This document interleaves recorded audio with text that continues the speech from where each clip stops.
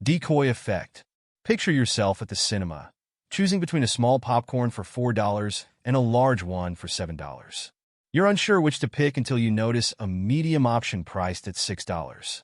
Suddenly, the large popcorn seems like a bargain for just $1 more than the medium, making it a more appealing choice. This is a classic example of the decoy effect, where adding a less appealing third option influences your choice between the original two, making one option look more attractive. Social proof. We often look to others to guide our decisions. If many people are doing something, it seems like the right thing to do. Door-in-the-face technique. This technique starts with a big request, expecting a rejection, and follows it with a smaller ask, the one truly desired. For instance, if a friend asks you to help move all their belongings to a new place, a big request, you may refuse because it's too much work. Then, they ask if you could just help move a few boxes, a smaller request. In comparison, this feels more manageable, so you're more likely to say yes. Foot in the door technique. This is the opposite of the previous technique. Here, someone starts by asking a small favor, and after you agree, follows with a bigger request. Once you've said yes initially, it becomes harder to refuse the next ask.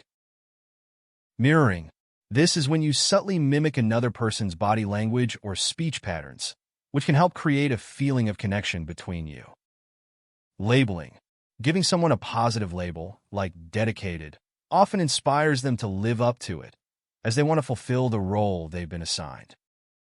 Contrast principle. When two things are shown consecutively, their differences are magnified.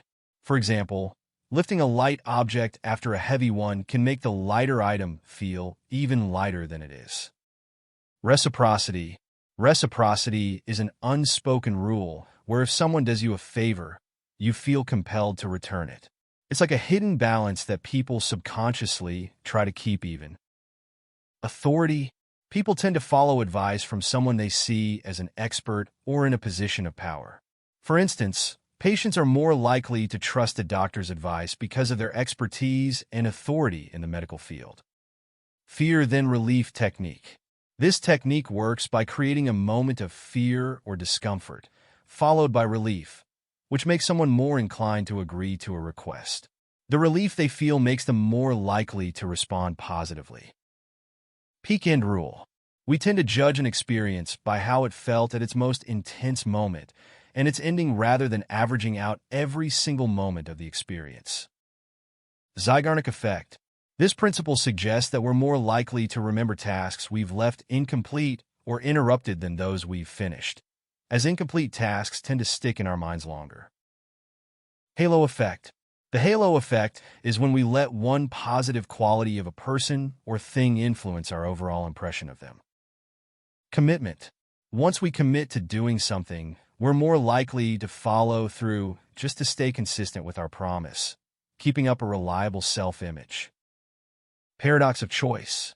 Having an overwhelming number of choices can make decision-making difficult. It's often easier to pick from a few options than from dozens. For example, with 50 ice cream flavors, it can be hard to pick one, but in a shop with just 5, you might quickly settle on chocolate. Anchoring.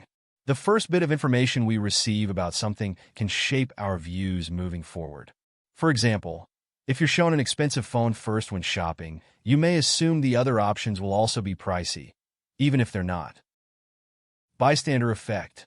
In crowded situations, people often assume someone else will help, so they do nothing. This is why, if you need assistance, it's best to ask someone directly rather than rely on the crowd. Liking. We're naturally drawn to people who are similar to us, who give us compliments, and who work with us towards shared goals.